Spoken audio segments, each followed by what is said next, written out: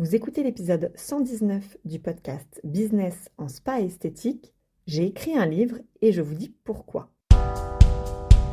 Bonjour, je suis Tiffaine Modeste, la créatrice et directrice d'Expertise Spa Bien-être, le premier centre d'accompagnement des artisans de la beauté et du bien-être qui veulent réussir.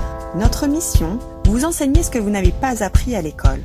La gestion d'entreprise, les stratégies business et le management des équipes. Alors bienvenue sur le podcast Business en spa et esthétique.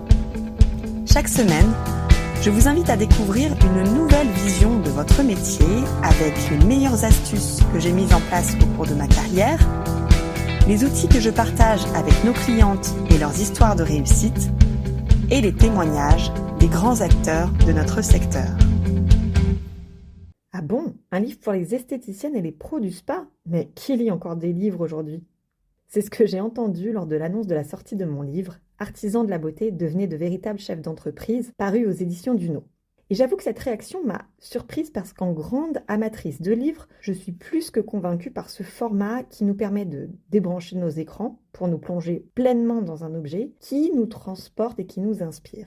Je lis moi-même beaucoup de livres sur différents sujets portant sur l'entrepreneuriat, le développement personnel, la parentalité, et puis mon petit péché mignon pour les romans fantasy qui me font voyager dans un autre monde et qui m'aident à m'endormir tous les soirs. Mais oui, ça fait plusieurs années qu'un projet de livre à destination des professionnels de la beauté et du bien-être me trottait dans la tête. Alors cette semaine, je vous raconte pourquoi et comment j'ai écrit un livre. Je vous emmène tout d'abord dans les coulisses de mon écriture et je vous présenterai ensuite mon livre et à qui il s'adresse. Alors c'est parti pour cet épisode. Tout commence en 2019. Je travaille aux côtés de Valérie Delforge et l'activité de ESBE se développe. Nous avons alors l'idée de coécrire un livre pour les spa managers et les gérants que nous accompagnons au sein de nos formations. Et puis l'écriture et la recherche d'un moyen de le faire éditer prend plus de temps que prévu et donc nous n'arrivons finalement pas au bout de ce projet de coécriture. Mais chaque année, mon équipe n'est pas sans me rappeler à l'ordre. Et j'ai le droit à « Tiens, cette année, ça sera peut-être la sortie de ton livre, Tiffaine !» Alors je souriais gentiment à leur sarcasme. Et puis en octobre 2023, je suis contactée sur mon compte LinkedIn par Nathalie Ferron, une conseillère éditoriale, qui me dit me suivre depuis un moment sur les réseaux et qui me propose un projet de livre dans mon domaine d'expertise. Et alors là, la flamme de l'écriture s'est ravivée. Rassurée cette fois-ci par la possibilité d'être accompagnée dans ce projet, eh bien me voilà partie dans les premières étapes. Rédiger un synopsis qui sera envoyé aux différentes maisons d'édition avec lesquelles Nathalie est en relation et convaincre celles-ci de mon projet. Alors, cette fois-ci, l'exercice me paraît bien plus facile. Je vous avoue que les années ont passé et que l'effet d'expérience a bien fait son œuvre, puisque j'ai accompagné de très nombreux clients, de très nombreux centres et créateurs à développer leur activité. Alors là, mon sujet est tout trouvé. Début 2024, Nathalie démarche les éditeurs et en mai suivant, je fais un premier rendez-vous avec Duno, une maison d'édition spécialisée dans les ouvrages de formation universitaire et professionnelle. Et à partir de ce moment, tout s'accélère. Mon synopsis est validé en commission par la direction le mois suivant et c'est ensuite un marathon de l'écriture qui m'attend. Je dois rendre mon manuscrit en novembre, soit 5 mois d'écriture pour un livre de 240 pages. Oui, sauf qu'à côté de ce petit projet, j'ai l'activité de SBE à gérer et puis ma vie de maman de 2 fillettes de 3 et 6 ans qui est loin d'être de tout repos aussi. Alors, j'applique les principes de la gestion du temps qu'on enseigne d'ailleurs au sein du programme de SBE. Je me concentre sur l'essentiel, je dis non à grand regret à certains projets pour pouvoir rendre mon manuscrit à temps. Et j'ai donc passé des heures dans mon café préféré avec mes écouteurs dans les oreilles, une playlist spéciale concentration que je écoutais tout le temps et j'ai écrit en suivant scrupuleusement le planning que je m'étais fixé. Et là, je peux vous dire que les outils de coaching m'ont été d'un immense secours pour solliciter la motivation et ne pas céder à la procrastination ou au fameux syndrome de la page blanche. Bon, il m'a quand même fallu me faire violence à certains moments. Mais jour après jour, le manuscrit se complétait jusqu'à atteindre les 300 pages dans sa version initiale. Alors j'étais très fière d'avoir tenu la distance et le rythme, parce que je vous le disais, c'est un vrai marathon. Sauf que c'est pas fini.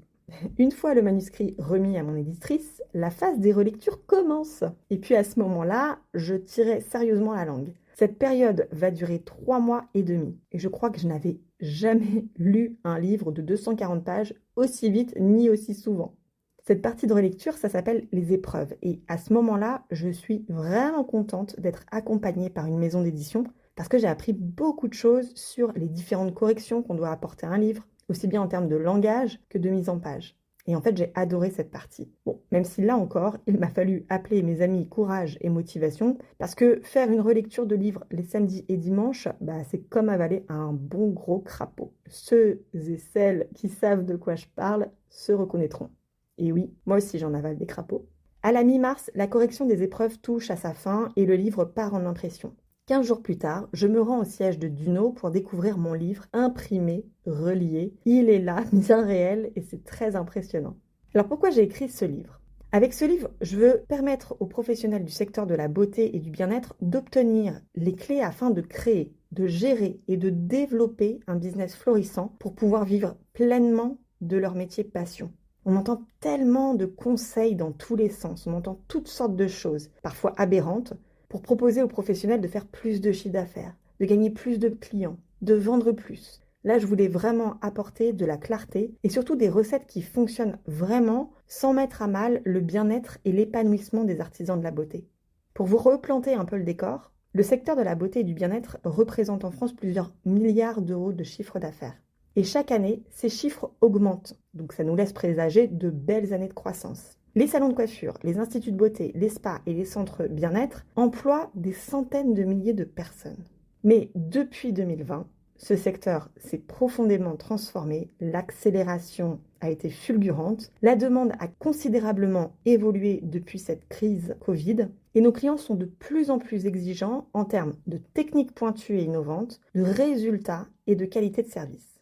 Alors, en entendant ça, on peut y voir de très belles opportunités pour s'adapter au marché et arriver à tirer son épingle du jeu. Seulement, la réalité sur le terrain, c'est que notre paysage se redessine complètement. On a de nombreuses formes de centres, instituts de beauté, salons de coiffure, spas, et beaucoup d'entre eux ont déjà fermé leurs portes. Ce sont des gérants qui connaissaient hier le succès et qui se retrouvent aujourd'hui avec moins de clients, souvent moins d'équipes, de grosses difficultés financières et qui ont fini par jeter l'éponge. D'autres ont la chance, au contraire, de surfer sur la vague, mais ils se retrouvent face au manque de main-d'œuvre et ça met ainsi leur pérennité en péril. Et puis enfin, on a aussi des porteurs de projets de création de centres qui arrivent sur le marché. Donc là, ce sont des professionnels qui veulent devenir indépendants, avec des idées justement très innovantes, mais bien souvent un manque d'expérience et de compétences criant. Parce qu'en fait, nous y voilà. Un ou une professionnelle de la beauté et du bien-être, c'est un ou une artisane. Et à ce titre, il ou elle reçoit une formation en école qui le prépare à réaliser des prestations d'une grande variété. Ça peut être des techniques de coupe, la coloration, les soins visage, les soins du corps, les épilations, les massages, les soins des ongles, etc. Et tout ça, ça requiert en parallèle une maîtrise dans l'utilisation des technologies de plus en plus pointues, des connaissances en physiologie des fanères, de la peau, en anatomie, en cosmétologie, etc. Mais au-delà de cette formation initiale technique et spécialiste, le ou la professionnel qui veut réussir dans son activité doit également comprendre les enjeux de notre marché. Il doit trouver sa place, il doit s'adapter aux évolutions en changeant sa façon de travailler et aussi sa façon de penser. Aujourd'hui encore, malheureusement, trop de professionnels indépendants, des gérants, passent tout leur temps à réaliser des prestations. Ils ou elles se concentrent sur la partie, on va dire, administrative, entre guillemets, liée à la gestion de leur centre pendant les quelques heures qu'il leur reste sur leur journée de 24 heures, à savoir les soirs après la fermeture et le week-end. Donc, ils ne consacrent pas de temps dans leur agenda pour créer de nouvelles stratégies de développement pour leur centre, pour développer et prendre soin de leur état d'esprit de chef d'entreprise, pour développer leur leadership, pour inspirer à la fois leurs clients et aussi leurs équipes. Et ils n'ont certainement pas de temps pour prendre le recul nécessaire sur leur activité afin de la piloter sereinement. Aujourd'hui, un ou une artisane qui ne prend pas en compte son rôle de chef d'entreprise, eh bien, c'est un ou une artisane qui va mourir financièrement, mais aussi d'épuisement.